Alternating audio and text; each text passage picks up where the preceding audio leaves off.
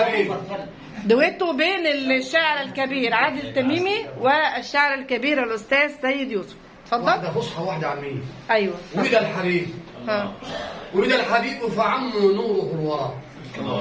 وأضاء في الأكوان نور أنورا.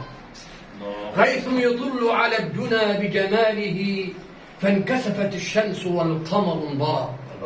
وتصدى عيوان كسرى بعدما هل الهلال بربيع مزهرا. وانطفأ للماجوس نور لهم من بعد 1000 عام ذاك محيرا. ورأت الحبيب حين ولادة نور خرج منها عم الورى. بشرى لكل الخلق قد أشرقت أنوار أحمد من بعد جهل مقفرا.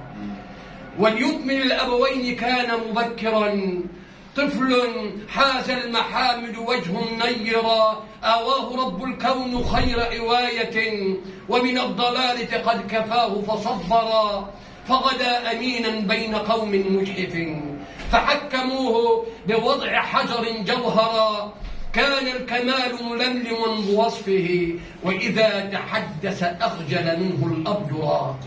إذا مشى على الصخر غاص له قدم وإذا مشى على الرمل لم يتأثرا.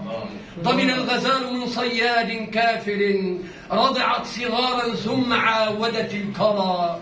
جبريل جاء للحبيب مخاطبا بالغار قرأ الحبيب وكبرا.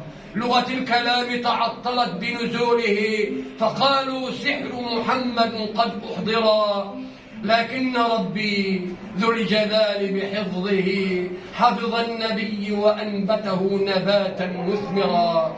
وأنزل القرآن هدى ورحمة كتاب ربي شزاه دوا معطرا. ما زلنا ننهل من صرائر علمه وعمت آياته تفصيلا ظاهرا. أصلي وأسلم عليك يا ضر ثناء وذكر اسم المحمود تفاخرا.